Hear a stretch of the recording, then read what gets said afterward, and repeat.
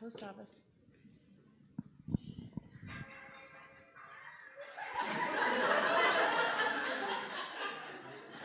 All right. Hello, everyone, and welcome to those joining us here in the Center for Cartoon Studies post office, and also to those who are watching from online. My name is Kyler Headland. I'm the program coordinator here at CCS, and I'm the facilitator for our weekly guest artist class. Today's event is part of the school's 20th anniversary celebration, and we couldn't imagine a better way to mark it than with a conversation between two extraordinary cartoonists, both of whom call Vermont home, and both of whom have been named the Vermont Cartoonist Laureate. For those who are unfamiliar, the Vermont Cartoonist Laureate is a unique state honor, the only one of its kind in the nation, recognizing a cartoonist whose body of work and contributions have enriched both the art form and Vermont's cultural life. So a special thanks to the Vermont Arts Council, Vermont Humanities, the Office of the Governor, and the Vermont Legislature for their ongoing commitment to the arts and humanities and celebrating the remarkable cartooning talent that thrives here in our little state. This afternoon's event will take the form of a conversation between our two guests about their recent book projects, both deeply rooted in Vermont's landscape, history, and community.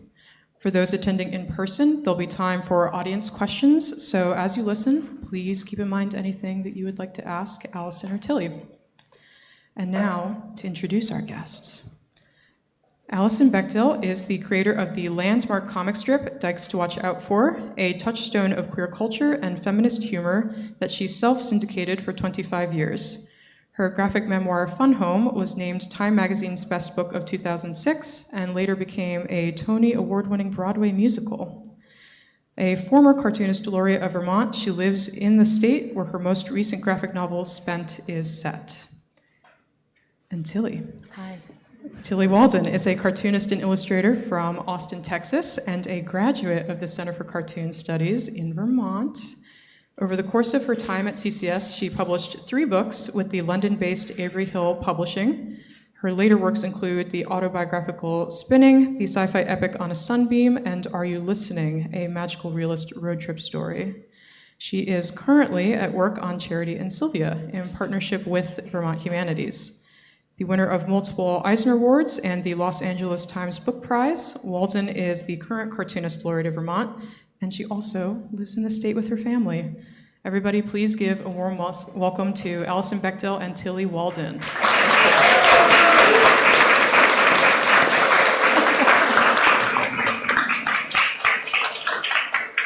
Hey, Tillie. Hey, Allison.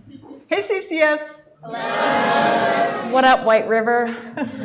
I'm so excited to be here, if only for the chance to finally talk to you. I know we've never done this. I know, it's really weird. It is weird. It should have, I think it almost happened at an SPX long ago, and then I think we both were busy and stopped, and just couldn't do it.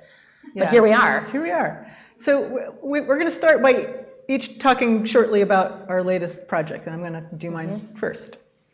I'm going to stand up so you can see me. Okay. Get out of the way here. I'll go over here. So for a long time, I used to write a comic strip, and then almost 20 years ago, just after CCS was founded, I published this Oh, you're too close memoir. to that? Is that what it is? Got to stay over here. Okay. I published this memoir about my father, and I decided that memoir was really my jam. I loved digging around in the chaotic material of my real life to try and find some kind of story. So in 2021, when I was starting to think about what my next book was about, I assumed it would be another memoir, and it was going to be about money. It was just after Trump's first term, but things were still seeming quite precarious, democracy-wise.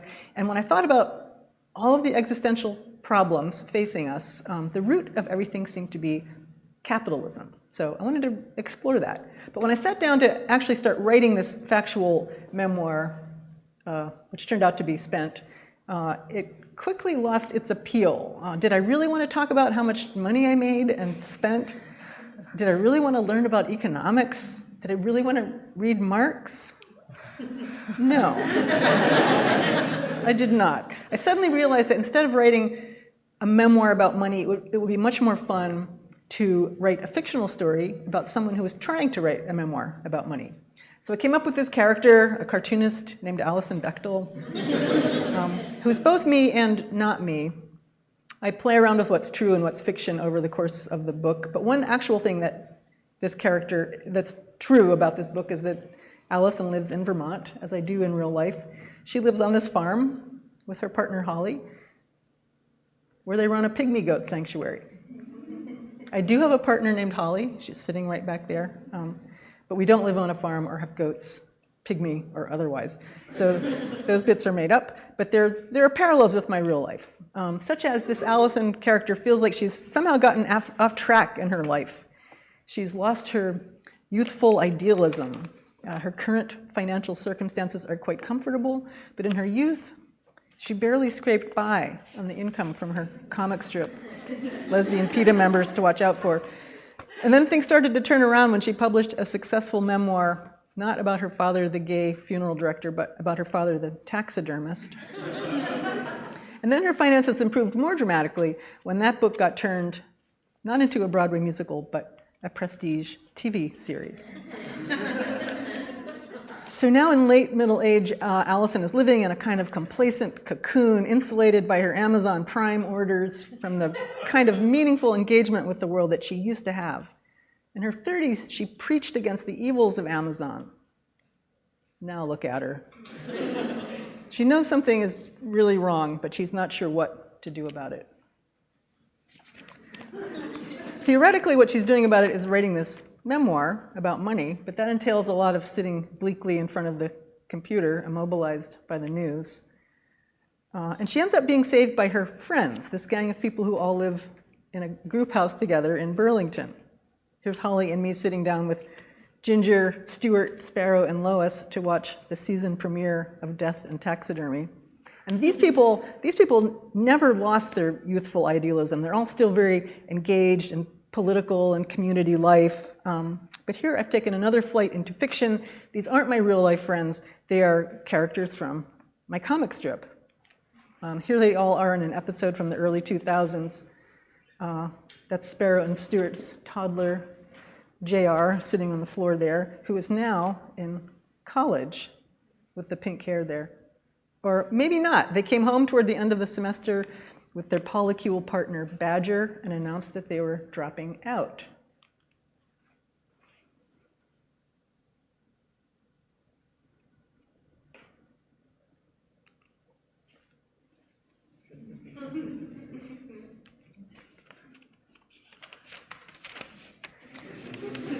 So I had a lot of fun with this interplay of real life and fiction, and I think it enabled me to get at more of a sense of what the world is like right now than I could have if I were sticking strictly to the record of my personal experience. And I loved being able to show real things about Vermont. The kids go to the Fairbanks Museum one day, where they stage a climate protest. The characters help clean up Montpelier after the 2023 flood. I liked writing about mud season. The farmer's market. I know you can't see that really, but there's little cameos in there of Bernie and Becca. Later in the book, Bill McKibben shows up. So Spent is on one level a love letter to Vermont. I feel like in many ways I owe my career, if not my life, to this state. Vermont has given me a home and safety and community and so much natural beauty. By the end of this book, Alison is starting to feel a little better. She realizes she's not alone. She's in this with her friends. All she has to do is pitch in alongside them and continue the work. Which is maybe a foolish and unrealistic note to end the book on, given the dire state of the country right now. But I also feel like it really is that simple, solidarity with our friends. And given that the alternative is cynicism, I think it's actually much better to be a little foolish and unrealistic. That is my little spiel.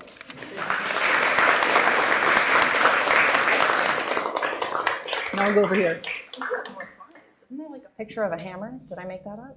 Oh, those, you can skip over those. I skipped that? Okay. Yeah, just All go over good. those. Look away. This has nothing to do with anything. It's not a hammer. It's needle nose pliers. What a great lead-in. It's exactly what my book is about.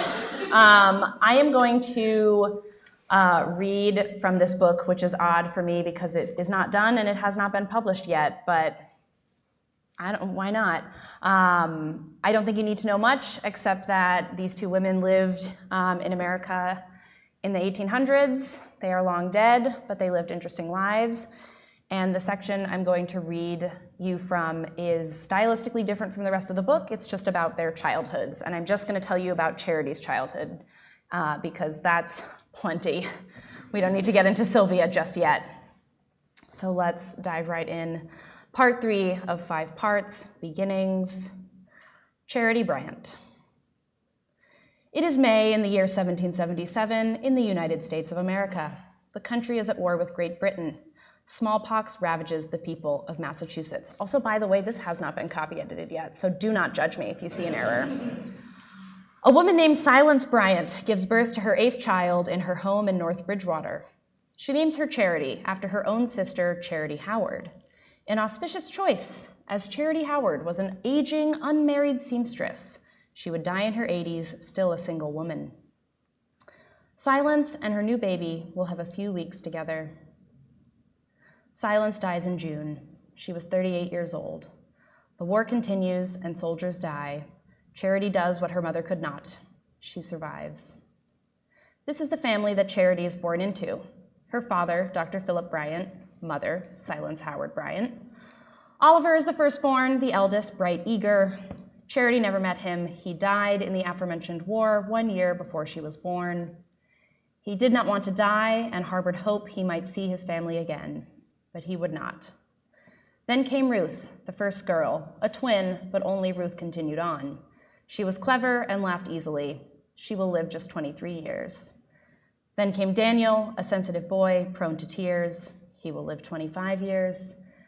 Then came Bezaleel, and soon after, Peter, 2 boys, night and day. Peter, even from a young age, understood how to be part of this world. Bezaleel did not and never would. Then came Cyrus, a solid boy, neat, always hungry.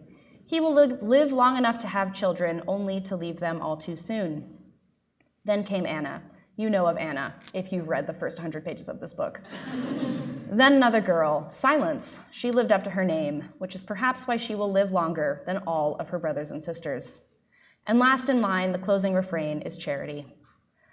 Philip Bryant hired a nurse to care for his motherless infant daughter. In comes a local woman, Grace Hayward. While Charity's early years were rife with suffering, no breast milk meant agony for her small body. Grace did all she could to ease the child's pain. Charity will remember Grace as a mother, for her tenderness was limitless. With Grace's nurturing and 7 siblings cooing and cheering her on, Charity grew, until the day came that Philip remarried, and Hannah, his new wife, dismissed Grace Hayward. For a second time in Charity's young life, she lost a mother. This loss, and all the losses still to come, will create a hunger in her, a desperation for love, for someone who will not leave. And so she grew. 3 became 4, then 5. America grows alongside her, just 1 year her senior. On good days, her brothers toss her in the air. Anna reads to her from their favorite book, The History of Sandford and Merton. She smells blueberry pie.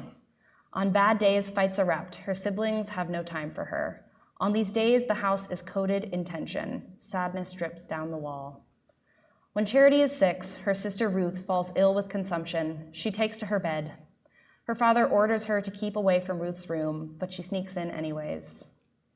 Ruth dies. She has nightmares for years after. When Charity is 10, her brother Daniel dies. No one will tell her why or how. Even Anna is tight-lipped on the subject. It is one November day around this time that Charity realizes a truth. She had known for years that her stepmother disliked her, but on that gray, cold day, she realized her father also could not stand her. Anna leaves home to marry when Charity is 15, leaving only her sister Silence, and her parents at home. One could describe the atmosphere between the four of them as adversarial, an atmosphere that Charity contributed much to. Charity, constantly avoiding housework, left the house whenever she could. Out and about, she strikes up a friendship with a girl from nearby Pembroke. Her name is Mercy Ford. Up until this point, Charity has had few friends. She is known to be brazen and surly, and girls kept well away from her. But Mercy did not mind Charity's way of being. In fact, she liked it. In the days, weeks, and months spent with Mercy, Charity had another revelation. Love can be given, not just taken away. Charity's teenage years are a lesson in contrast. The world around her is bursting with potential and excitement, but the confines and limits of her existence are still heavy. She feels such peace and such anger. Her sister Silence finally escapes it all by marrying their cousin, Ichabod. As she grows into adulthood, Charity finds meaning in words, in poetry, and she quietly comes to understand that her feelings of attraction are directed solely at her own sex. Late into the night, Mercy and Charity read the poem Night Thoughts by Edward Young, a dread eternity, how surely mine, and can eternity belong to me, poor pensioner on the bounties of an hour? How poor, how rich, how abject, how august, how complicate, how wonderful is man, how passing wonder is he who made him such. Charity turns 20. Who centered in our make such strange extremes? She gets certified to teach school and forces Silence to help her improve her sewing. From different natures marvelously mixed, she leaves home, a moment she has yearned for, connection exquisite of distant worlds. She lives with her siblings while she begins to teach, with Anna, with Peter, distinguished link in being's endless chain. She writes every morning, every night. She falls in love again and again, Nancy, Mary, Maria, Lavinia, Lydia. In 1798, she is called on to return home. Her brother Cyrus and his wife Polly are there, seriously ill. Charity tends to them and watches them both die. Cyrus and Polly leave behind 2 young children, Daniel and Zibia. Charity is the only one in the family who is unwed and childless, and so all believe she should take charge and raise the 2 orphans. This is said to her directly. Each moment has its sickle, emulous of time's enormous scythe, whose ample sweep strikes empires from the root. Each moment plays. Charity refuses. She chooses her own life over the lives of these children. Guilt will consume her, but her mind will not be changed. Her father will cast her away for this decision. And so she goes, and so she grows. The children learn, she cries at night. Her sister Anna forces her up again and again. Her friend and lover Lydia Richards sees her ennui. Lydia begs Charity to come stay with her for a time. Charity goes, their love deepens and expands. They begin talking of a future together. But towns notice such irregularities, and rumors of a strange interest in women follows Charity like dirt on a hem. Lydia's parents hear this talk and request, sternly, that their daughter's friend leave. She is no longer welcome. Charity packs her trunk and leaves. Lydia prays that somehow, someday, they can be with one another. But their society has made up their mind. Lydia will eventually fall in line and marry. Charity considers ending her own life. But instead, she replies to a letter from an old church friend, Polly, who now lived in Vermont. In the letter, Polly asks Charity to make them a visit. They would all so love to see her, especially Oxa, who was wont for good company. It moves Charity deeply to have her presence desired, and Vermont seemed a far-off spot from her tortured corner of Massachusetts. She will ride in Dr. Shaw's sleigh for the 150-mile journey towards her, towards Sylvia, who I'm not going to tell you about yet. I'll have to get there later. That's really Oh, Tillie, this book is so fucking incredible. Oh, thank you. Man, I have all these notes and stuff, but there's so many things to talk about. There's a lot to talk about. I feel like the first and most significant connection between our two books is just kind of a general love of this state. And like, we both drew a lot of Vermont. And I feel like, and I don't think any of your other books, did you draw Vermont? You drew it in Superhuman A little bit strength. in that book, yeah, but mostly I haven't really shown Vermont in particular. Also, I think of like this apparently long tradition of female couples engaged in some kind of like cottage industry together. All finding it right here. Yeah, I know that you and Emma have collaborated, and Holly worked with me on coloring this book. Like Charity and Sylvia sewing their things in the all night. Yeah. It's too much work to do alone, so you might as well find a woman to do it with. Yes. I mean, I do actually think a lot about how graphic novels are so time-consuming and so difficult to finish that I really, and this is something we heard Jillian Tamaki say years ago, and it stuck with me and Emma, that she thinks the future of comics is collaboration because it is just so hard to do every job on your own. Well, that was the past of comics, wasn't it, for so long? We went away from it. Yeah, it's an enormously time-consuming habit. Did you, on your previous books, did you have ever a situation like you had on these recent books where Holly was coloring and you were drawing? Or was that like on Fun Home and? No, that was me, all alone in my crazy little silo. And I will confess that it was a little challenging for me to start collaborating when we worked together on The Secret to Superhuman Strength, and she was coloring that. I'm a bit of a control freak, which is kind of why I became a cartoonist, because that's why a lot of us became cartoonists. But it was well worth pushing through those difficulties, because instead of being alone in that, those feverish stretches at the end of a book when you're just like, you're in your own universe, she was there with me. And that was such an amazing difference. Like to have someone who knew what chapter I was on, what problems I was having, what page was coming next. That was really wonderful to be able to share that. I think what I like about it is I feel like it's nice to have someone near me who is tethered to reality while you're in the unreality of just like, I don't know, I'm always, when I'm making books, I'm doing the math in my head of like, I have this many pages to do, I have this many days, and the math never works. No, it never. I'm like, I made so many charts and graphs. No. Yeah, it doesn't. How do you persevere through tough deadlines? What do you feel like your coping mechanisms are? I mean, I just have to keep going. I don't have any particular strategies. What are your tips? I mean, you're in the middle of it right now. I can't believe you're even sitting here talking to us. I was working right before. It's okay. I brought it with me. I mean, for me, it's always a question of motion. I think inertia is very real when you're working on a graphic novel, that the more time you stay still to like really think about it and to kind of question the things you need to question, the easier it is to stay in that state. Yes. So when I'm on a deadline, I really try and shut down any still part of the process. It's like I sit down at my desk and it's like I don't even blink. I pick up my pen and I start inking. Wow. But by doing so, like something kind of breaks in the process, like because then I'm not as tethered to the work, and I think I'm not as tethered to myself. I feel a little bit like an automaton. Also, for me, a lot of it, like the root is just like skating coaches yelling at me to skate faster. So I'm like, skate faster, draw faster.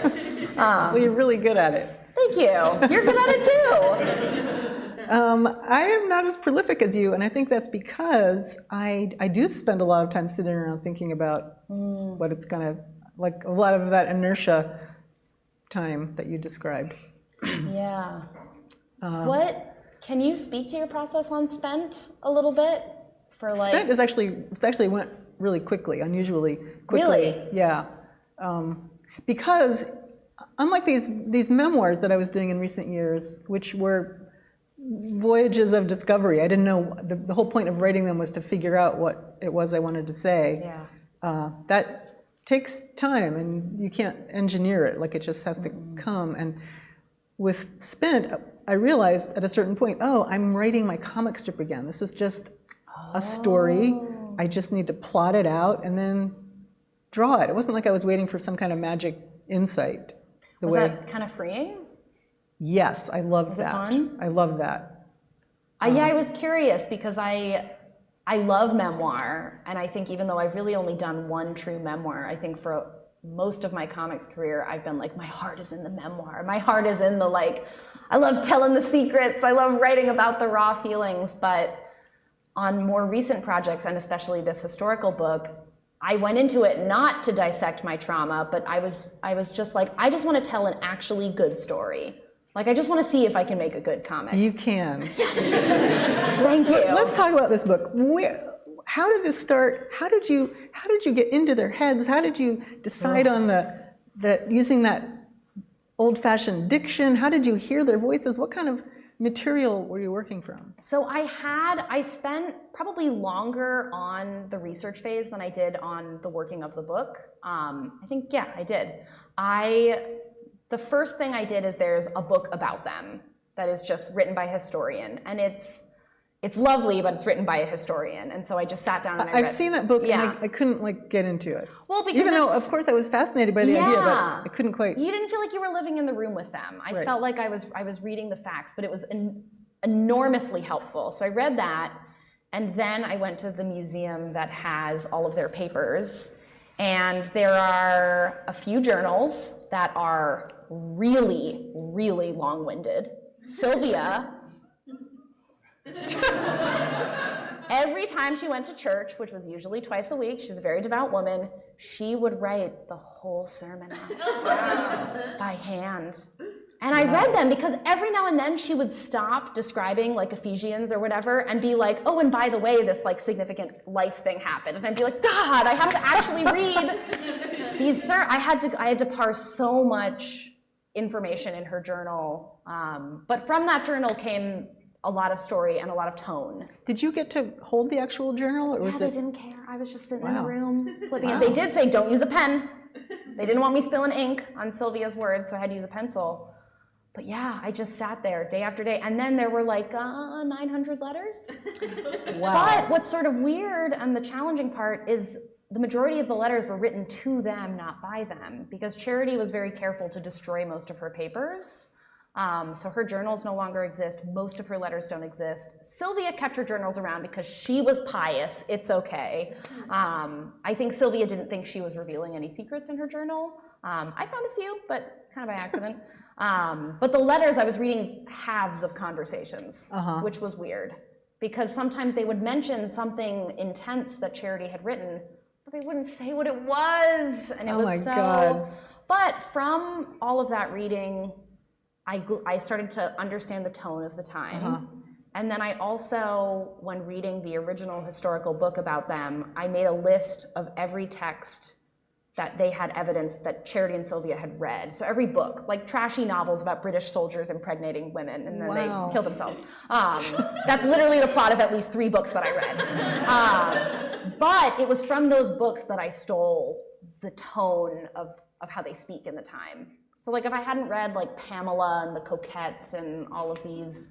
It was a really good choice. I mean, I think of some like period movies where they make a decision to have people speak in modern diction, and it's always a little surprising. Yeah, I mean, I can see why you would do it. You want it to be accessible to people, but I love that you didn't do that. Yet you take on this really difficult problem of telling a story about this couple, this lesbian couple, in a time when there was no such thing. No, you know, not at all. And you somehow stay historically accurate to the time, but you take us inside their head and inside their intimacy in this way that I don't understand how you did. Like, was that like made up?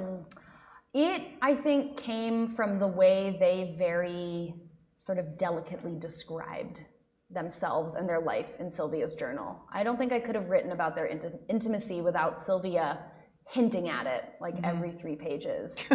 They were really, but then also Charity did write a lot of poetry, and she wrote poems about and for Sylvia kind of endlessly. And so a lot of the romance came from those poems. But it was funny what they prized in each other. Like they loved each other, but what they loved the most in each other is that they helped the other one not die. Like that was the real threat, always. Well, there was just so much death and illness everywhere, just permeating everyday life for everyone. It's shocking that they had 44 years together. It's really, it's truly incredible. But I also think when I was thinking about Spent, and when I was also like just thinking about kind of books about the world, I feel like I kind of, it's easy for me because I feel like I got to escape modern times a little bit by working on this book. I think that there are themes in the 1800s that resonate today, but for the most part, I was like riveted to not draw a phone, to not draw, like it was awesome. It was so straightforward, and I'm curious how you feel about writing about the modern world right now. Well, I don't like doing that. Yeah. I want to talk more about the 19th century. I know. I want to know, like, you drew those period scenes, those interiors, those clothes, the tools, the cooking, the household work. Like, it's as if you grew up in Weybridge yourself in the early 1800s. That's wild. See, when I look at it, I see so many limitations. I'm like, God, I didn't find a good hammer reference, and this hammer is probably not correct. But I found a lot. How much research and reference photos and stuff did you use, and how much did you just draw it? Because you seem able to just draw anything. It's a lot of reference. There is, I think it's the Shelburne Museum in Shelburne, Vermont. Yes. It's near Middlebury, and because I have a toddler and so little time, I was really only able to get to the museum once, but in doing so, I was able to photograph so extensively that like both of their houses, they had a renovation, are based exactly on houses that they saved from that era. I really need to send the Shelburne a thank you note when this is over to be like, thank you for building this log cabin so I knew what a log cabin looked like.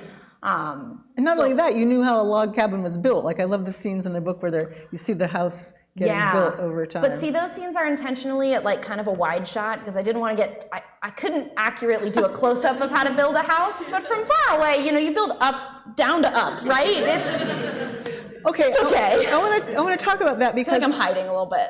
I feel like, I wonder if, I mean, this style of drawing seems different for you, like from other things I've seen. Yeah. And I wonder if you made that decision, like these 12 panel pages with quite small panels, kind of forces you to draw small. It does.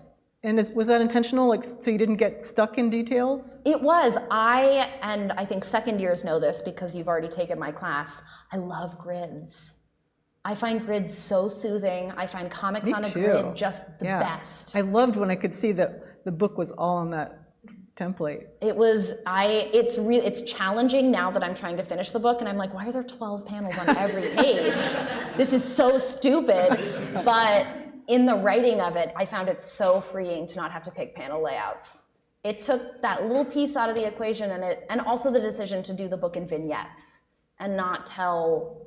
I've done so many graphic novels that are just a straight narrative through like 300 pages, and you make feel little exhausted scenes, by little it. vignettes. They're just little short stories. And how did you get the titles for those? Are those from the letters? Or? Some are from. Most of them are just made up. They're just whatever I was feeling about it. At a certain point, I had read so much of Sylvia's journal that I really started to feel like I kind of inhabited her spirit, which I kind of feel for Charity. I feel like I couldn't give her as much to her character as I could Sylvia's because I felt like when you read about the ins and outs of someone's every single day, it's very intimate. I got a feeling as I was reading the book of just my own, like, heart rate slowing down, like as if I too was like becoming part of the 19th century and moving at this much slower pace. It calmed me down too. It was nice. And I was coming off of these Walking Dead books where it was just like slasher panels all the time. So this was relaxing. You just got to go fill your bucket up with water. You just got to go tend the fire. oops, my neighbor died, you know, like, that's the 1800s. But back to you. I need to hear more about, you have to tell them about how you plan out stories and how you plotted out Spent. I think the students here would be very curious about how you lay pages out and how you kind of build a story. Well, you mean like in Illustrator? In Illustrator, and how you, like, do you start from like a big outline of a book and then you develop scenes based on that? Like, did you see all of Spent? I have like all these Overall? little maps and grids and Maps and charts. layers. Like I had chapter outlines where I would have a map of each page, and then I'd have, oh God, I can't even remember now. Nobody really wants to know It this. fades. No, trust me, they do. They're all going to be doing it. And they're all doing it right now. I mean, the big thing is just using, I don't use Illustrator anymore, but InDesign. That's where I compose and write. I don't draw in there, because I don't know how to use that pen tool. Me neither. But I do write there and you know, plan everything. So I can see the whole book. Yeah. I can't write scripts. Can you write like a straight script of like a graphic novel? You mean, well, I wouldn't write a script just like on a word processing document. No. I can't do it without any visuals. No, you have to, I don't have the visuals themselves, but I know what they're going to be. I've got this, you know, page where I'm drawing panels and I'm deciding where the narration goes. And so I know it's going to be there, but I just don't draw it yet, because then you can't do anything with it. It has to all be still movable and flexible. I've had a similar process on books where it's like I'm penciling the page, but I'm really just putting in the text and the panel borders and not doing any art. It's like, I'll come back to that. But there's something about placing text in specific geographic locations that like illuminates something for me. Yeah. I don't know why. I mean, I guess I'm a cartoonist. You just got to stake out the page. Too. Yeah. But if like the sentences of my story were just like in a Word document, I would be baffled. Well, you don't really have many sentences. Well, now. I'm so amazed. I do love an empty panel. Well, like a little bit of drawing, but. Yeah, I mean, I'm just Silence. like cramming words every which way. Your stuff is so beautifully, you just let things unspool, especially in Spinning, which I just reread. I'm just amazed at how there's no narration. There's no one telling us what to make of all these scenes. You just really trust the reader to make of it what they will. And I never let people do that. I want them to feel exactly what I want them to feel. We need all types in this world. I also think that a lot of my more quiet passages in my work does come from an unwillingness to plan my stories out ahead of time. And so do you improvise as you go along? I do. I don't like. You have a profound kind of trust in yourself that I do not have. I think, I don't know if it's trust in myself or it's more, I don't really care if the final product is good. Really? No. Wow. I want whatever you're taking. They've not. I'm like, who's even making this? Like, I'm not James Patterson. I'm like, just do whatever you want. It's a comic. It's not foreign policy. I don't know. I think that I actually became very liberated by, I didn't go to college. I just went to CCS, and then I just sort of like barreled from teenagehood into making comics, which meant that no one really explained the rules to me, and no one, like, I never was like very harshly critiqued. I was never really very judged. I felt like coming right to CCS, everyone was just kind of like, rah, rah, you can do it.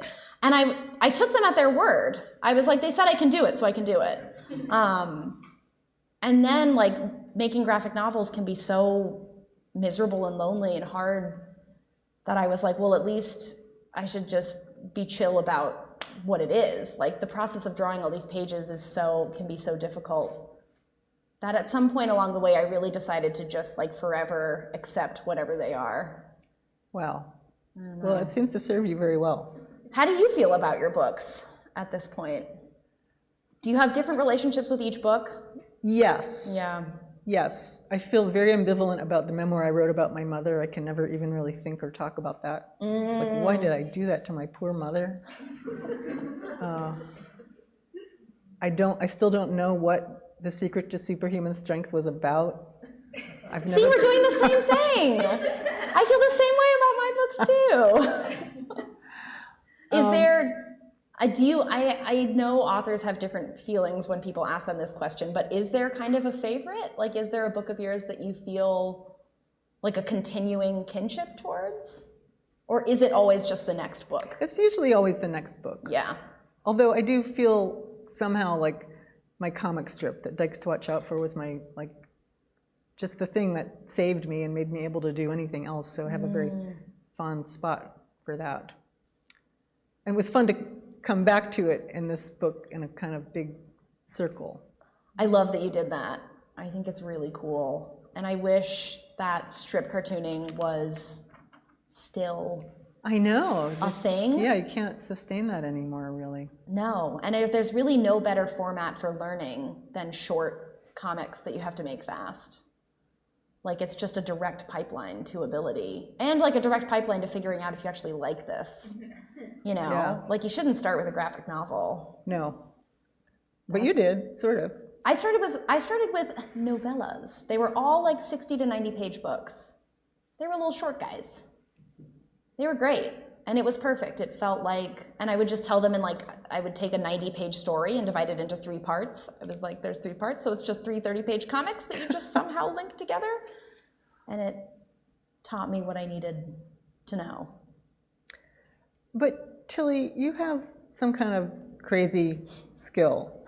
I feel like Look who's talking to me. Art Spiegelman has described Chris Ware as being a cartoonist who's like come from the future to come back and show us the potential of the comics form. And I think the same thing could be said of you. Oh, wow. There's Thank something you. about your drawing ability that is just mind-boggling to me. I've been teaching comics lately, and I was just showing my class yesterday. I was boning up for this interview with you, and I had them draw, and I said, okay, I'm going to play this interview with Tillie Walden while you draw. It wasn't an interview, it was you doing a workshop, a world-building tutorial for The Believer. So many people have told me they've used that in classrooms, and I was like, I don't even know if my hair was brushed. I don't. You had a hat on. Doesn't matter. Didn't matter. Okay, but anyways, go on. So Tillie in this tutorial is like, oh, okay, we're going to like create a world. This is really easy to do. Anyone can draw. Anyone can create what's inside of them. Let's just start. We're going to draw 4 minutes for 4 panels, 5 minutes each. Just follow me if you can't think of anything for yourself. And then she just starts unreeling this stunning drawing of a forest, like pen, no pencil. This is pen. Just, I mean, you know her, so you probably have seen her do this. I had never seen you draw. It was staggering. And my students were all like, what the fuck? And I have to tell you, not everyone can do that.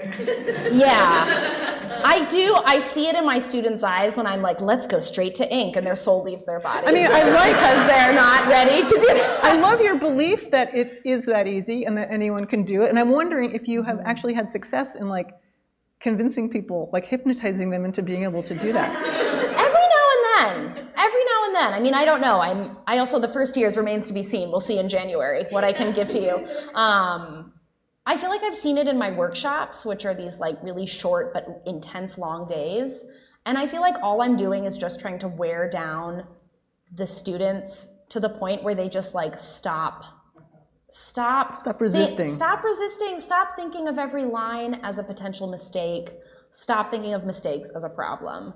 I don't know how to draw a book and not make a mistake. They're like, the amount of arms and eyes and incorrect toes is just like, it's endless. But I think that what I love about comics and why I think I'm not an illustrator is I really don't know how to make one perfect image, but I feel like many imperfect images in a basket together is just like awesome. Yeah. I love that. I feel like cartoonists that's like the point of our medium in a lot of ways. Yeah, is I to can let go. sense that in your work. Like you're just like on to the next panel before you've even finished this one. Yeah. Even though it's beautiful, you just move on. I'd rather make more books. I don't really want one one perfect book, and I did so many books so quickly on such tight deadlines. There was no way for me to make them without just kind of accepting faster drawing. But I also, after my time at CCS, got really into drawing straight to ink without pencils. And it was terrifying for like 9 months. And then like a pregnancy. And then I gave birth, and I can now do a lot straight to ink. And I still make a lot of mistakes. My white pen gets a lot of usage. But I don't know, some sort of signal in my brain just turned off. It's like, stop worrying about it. Yeah, that's very inspiring. I worry about a lot of other things though. So it's, for some reason in my comics, I'm just like this, I'm okay and everything's great. And then I'm like, oh God, our house, oh God, the weather, oh God, our healthcare. So I make up for it in other ways. Okay. Do you have, what are you thinking about right now? What are you drawing right now? What's interesting to you? I'm not drawing anything. Really? I'm How does like, it feel? Is it kind of nice, or do you miss it? I wish I had a regular daily drawing practice. I just never have managed to do that. Ever since it became my job, I don't like to do it for fun. Me too. But I would love to do a sequel to Spent. That's what I'm hoping to get to work on. Just continue that storyline into the present. Would you have to then charge into the future? Like past sort of? No, I think I would. You'd stay? I just try to stay a little bit ahead of where they are. Like I like writing about real current events, so I have to like wait and see how things turn out. So I've been like giving the Trump administration a little head start here, and then I'll see what they do. Yeah, I'll get to work in a little bit. Yeah. But I miss drawing. I tend to only draw like when I have a project and an intense deadline. I know. I really miss having a sketchbook. I really miss drawing for fun, and I still have found no way to do it. It's funny because I'm telling these students, you need to have a sketchbook. Just draw constantly. Well, we can make them do things that we don't have to do. It's okay. The only way I know how to try and bring a sketchbook back online is in between projects. I've never found a way to have a sketchbook practice while working on a book. Why would you? I know. My hand would just be like, please stop. Tillie, what comics did you read? What shaped you as a cartoonist? I'm a manga kid. I was gonna say, because I feel like I have never read a lot of manga, and this like very cinematic style that you have must be from reading manga. I think it's from manga, and manga is also long-winded. Manga is just like, don't finish your story, keep going. 10 more volumes, 30 more volumes. I was very defined by manga, but I was also very defined by the popular graphic novels between like 2005 and 2010. Did you ever draw in that manga style, like with big eyes and stuff? I did. And I did a really bad job at it. So my eyes got smaller. And I decided to take from North American cartoonists. In my early years, I was just directly aping Joseph Lambert. I don't know if you know his work. He's a CCS alum. He did this book about Annie Sullivan. But I got one of his books, and it was about like tortured little kids. Is that why you came here? Yeah. Of him? Well, that was part of it. Yeah. Also, just through Googling, like comic school, not college, please. Not 4 years, please. And this came around. But also, I was really influenced by Craig Thompson's Blankets, by David Small's book Stitches. I noticed in spinning, someone gave you a copy of Stitches. And that was real. My teacher gave me a copy of it, and I loved it. But you didn't talk about it. You just showed it. And then you're moving on. But I used an ink wash in spinning, and that's because David Small used an ink wash. And I was like, all the cool memoirists use ink washes. And Fun Home was a big influence. And I remember, I think my dad got a copy for me. I think he was like, knew that I was a lesbian, wasn't really sure how to talk about it yet, and was like, here you go. It was great. He was right. It's all fine now. But reading memoir and reading manga were like my two pillars. Yeah, I keep using the word cinematic, and I don't like having to use a film term. A film term to describe what comics does. So what's a better? You just do so much. You know, I think there is, in comics, we have such a range of like sort of steadiness and repetition and kind of scope and movement. Like in manga, they're just sort of, we're moving around all the time. You're front, you're behind, you're small, you're big. I think in a lot of North American comics, because we come from like a lot of strip cartoonists, like it's like a steady angle, again, a film term, but like, you know, Schultz had characters at about the same size in every single panel. Yeah. You do so much like aspect to aspect transitions. I do. And they're stunning, and they're like, they're evocative, like they create an emotion, they create a feeling in a way that you, without using any words, which is like astonishing to me. I have this weird thing that I always, spoiler alert for you first years, that I always say in the second semester is that on pretty much every page of comics, I believe there should be one panel with no figure in it. And I don't know why I believe this, I don't know where it came from, but somewhere along the way, I was just like, I think I'll unlock something if I just like tell the humans to get out for a minute. Also, it saves me drawing another figure. That's true. Which and you love figure drawing, as I learned from a podcast interview. I do, but do I do it? No. But you're really good at the human figure. You get the muscles. I do. I have a feeling for the musculature. I just really like drawing people. Have you always liked drawing people? Yes. Yeah. Do you feel like when you were drawing Dykes to Watch Out For, were you sort of happy with where? Do you feel like you were learning about the human figure? Totally learning. If just looking at Dykes to Watch Out For is like someone going from being really bad to someone being like modestly good. I think we would disagree with that, but no, I'm learning on the page. Yeah. But do you feel like that was Dykes to Watch Out For was the place where you learned to love drawing the human figure? No, I loved it before that. Oh, you loved it before that. Yeah. More so than like, because I think my first love in drawing was places. I'm thinking of the little examples I saw in Spinning of your childhood drawings, and they were like, there was people there, but there were people there. Yeah, that was later. There was a lot of buildings and trees and things.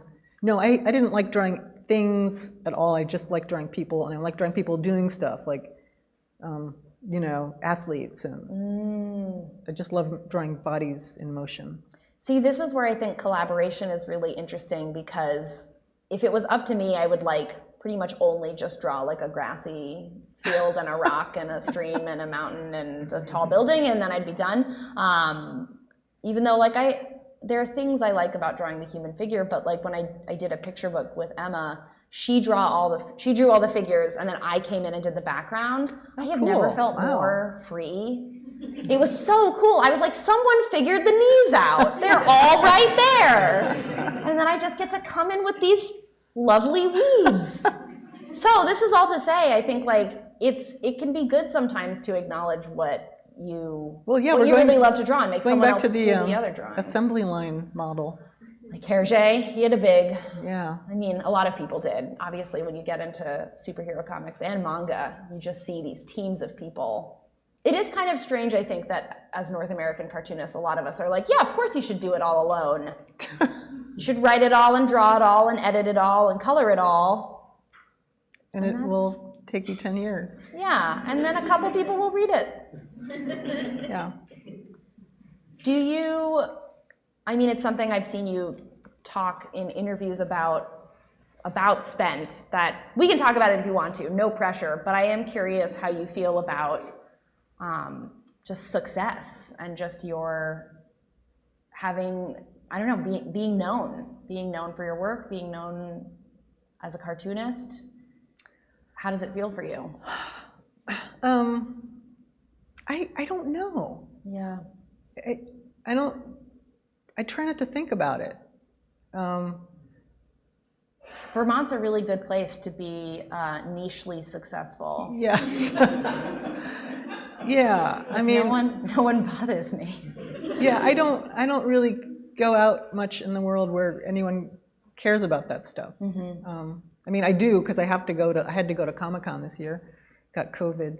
And were people like, hey, Alison? Well, you know, some of them are. I mean, I thought I was doing great, had this little book signing line, and then I saw like all the other lines. Oh, yeah. At Comic-Con, like, I'm so niche. It's very humbling. Yeah, I remember the same thing at Comic-Con, but the two people I was sitting next to also had really short lines. We were all like, yeah, we're together. Yeah.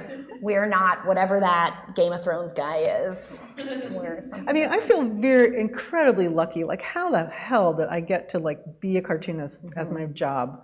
I know. After drawing a lesbian comic strip. Like, you paved the way. You opened the door and I walked through it. So thank you. You're very welcome, but I was just doing it for myself, really, honestly. And it's just crazy to me that it has worked out. I know. I feel sort of lucky for each book, and I always have a small voice in the back of my mind that's like, you might have to get a job someday. And I'm like, okay.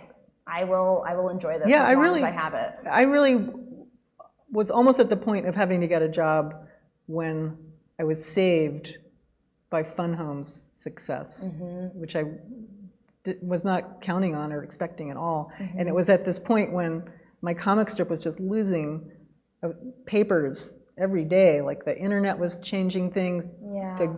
The LGBTQ scene was changing, and nobody needed these papers anymore in the same way they had, and I really thought I was going to have to go to library school. That was my backup plan. But fortunately, I was saved from the sinking ship of newspaper comics by the helicopter of the graphic novel craze. Yeah, but it's I mean, all boats rise, and I think anytime a graphic novel does well, it just like creates a little more possibility and opportunity. Because most people, if they read a graphic novel and they really love it, they're probably gonna read another one. Yeah, I love it when people say Fun Home was the first graphic novel they ever read, and now they're on to others. It's the best. Yeah. It's so good. So how do you handle fame? You know, it's funny for me because I've never had one book actually do very well. They've all just done somewhat well. But altogether, like 15 books, it's a living. So each book only has to make me like $1,000 in royalties for it to be, which is like about what most of them make every quarter. And then it's like, dun dun dun, buy diapers for your 2-year-old. I'll potty train him eventually. Give me some time. What was confusing were the earlier years at like conventions and a lot of comic spaces where I feel like I just ran into a lot of bitter old men who were like, I would imagine. Who's this punk? Whippersnapper Yeah. who like can draw but sometimes just forgets to draw the eyes? That's me. I like now that I know I am still very young, but I think after having a kid, I like that being a mother just sort of makes people stop thinking of you as like particularly youthful. And it's been great because now I feel like people are like, she's talented. They're not like, she's a young talent, which is, you know, weird. I also like, I feel mixed up about my successes in comics only because I am very aware of the like cost of doing so by like spending the ages of like 18 to 29 doing nothing but drawing graphic novels. I got really good at drawing comics. I made very few friends. I had very few life experiences. I still have not been to the club. When and where is one supposed to go? I do not know. I was very surprised walking on the Dartmouth campus around Halloween and everyone was like drunk and dressed up. I had never seen anything like that in my life. Wow.